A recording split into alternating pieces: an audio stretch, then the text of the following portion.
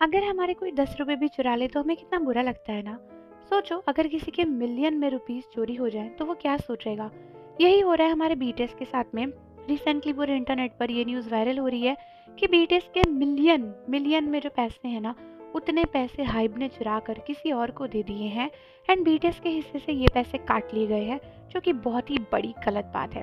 So recently internet पर ये news viral हो रही है कि हाइब को कुछ पुराने हिसाब चुकता करने थे, कुछ कर्जे थे जो कि उन्हें चुकता करने थे जिस समय उन्होंने कंपनी खड़ी करी थी। एंड न्यूज़ में ये बताया जा रहा है कि बीटीएस के हिस्से से करीबन 80 मिलियन से भी ज़्यादा रुपए डॉलर चुरा कर यानी निकाल कर उन्होंने उस कंपनी को दे दिया है जिससे उन्हें अपना डेट पे करना था।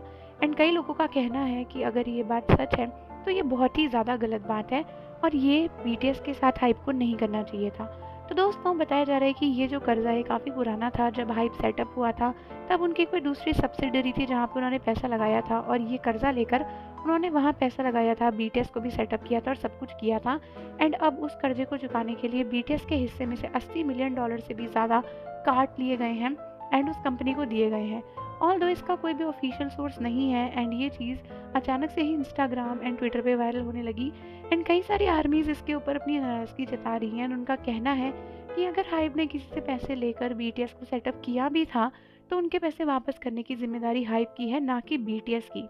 तो बीटीएस के हिस्से से इतने सारे पैसे काट कर उस कंपनी को देने का क्या मतलब बनता है। कई लोगों का ये भी कहना है कि हाइब इस तरीके से बीटीएस के हिस्से से पैसे नहीं काट सकता क्योंकि ये बहुत ही गलत बात है। एंड कई लोग इसको घपला या फिर फ्रॉड का नाम भी दे रहे हैं। कई लोगों का कहना है कि बीटीएस को इसके खिलाफ रिपोर्ट करनी चाहिए एंड उन्हें हाइब को छोड़ देना चाहिए क्योंकि हाइब कॉन्स्टेंटली बीटीएस को इग्नोर करके उनके साथ में ऐसा बुरा बर्ताव कर रहा है। कई आर्मीज का कहना है कि किसी के भी हिस्से की कमाई को मारना बहुत ही गलत बात है।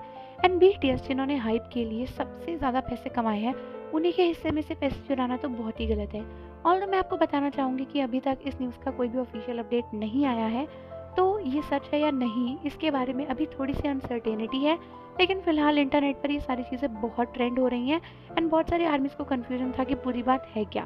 तो आप लोग मुझे कमेंट्स में बताओ कि आपके हिसाब से बीटीएस के साथ जो हो रहा है क्या वो ठीक है या नहीं। जाने से पहले चैनल को ज़रूर सब्सक्राइब कर लो एंड बेल आइकन प्रेस कर दो। मिलते हैं आपसे अगली वीडियो के साथ।